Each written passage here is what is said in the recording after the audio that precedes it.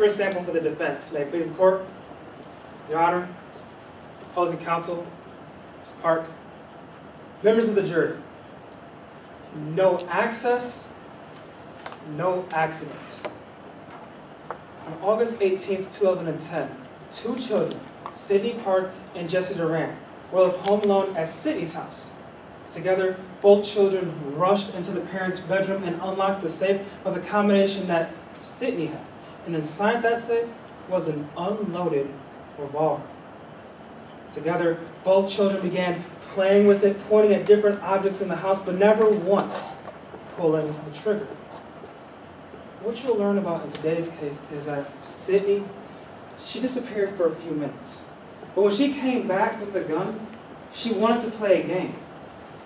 She wanted to play roulette. Nervous, but agreeing to play one round, Jesse sat down, believing the gun was not loaded. Sydney then picked up the gun. She spun the cylinder. Sydney aimed at Jesse, and Sydney pulled the trigger. Click. The gun did not go off. She then puts the gun down and slides it to Jesse. And Jesse mimics Sydney's actions, spins the cylinder, aims at Sydney, but this time the gun goes off. Sadly, Sydney died on August 18, 2010. We, the defense, we sympathize with Ms. Park. No parent should ever have to be put in the position that she's in today. But we ask that you put your emotions to the side in today's case, members of the jury. It's not about what happened, it's about who's at fault. And as you hear the testimony in today's case, it'll be made clear. No access, no accident. Today's case, Ms. Park is alleging that Jesse's mother should be held liable for the death of Sydney Park due to intentional shooting. Now, while Jesse's mother denies this allegation, we, the defense, will be assuming an affirmative defense of comparative fault.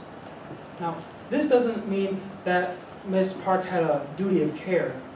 We're not saying that she had a responsibility to safely store her firearm inside her home.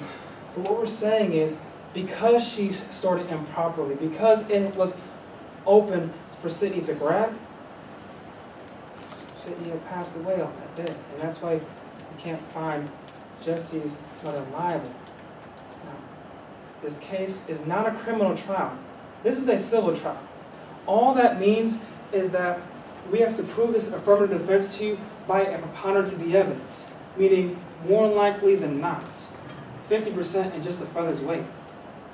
Now, to show you how without access there was no accident, we, the defense, will call three witnesses. First, we will call Jessie Duran to the stand herself. She'll recount the day of August 18th. She'll tell you how it was Sydney who had the combination, Sydney who had the gun, Sydney who wanted to play the game. Second, we'll call before you Dr. Ashley Rosa, a firearm expert.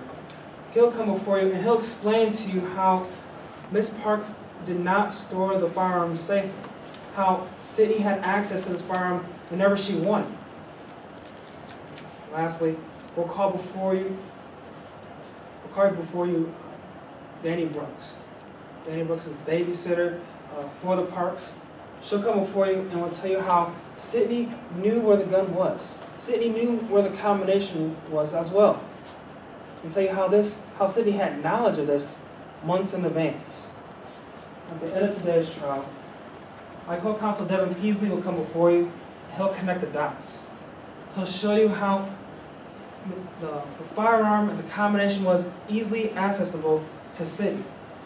And how, because of this, we'll ask that you find Hayden Duran not liable for Sydney's death.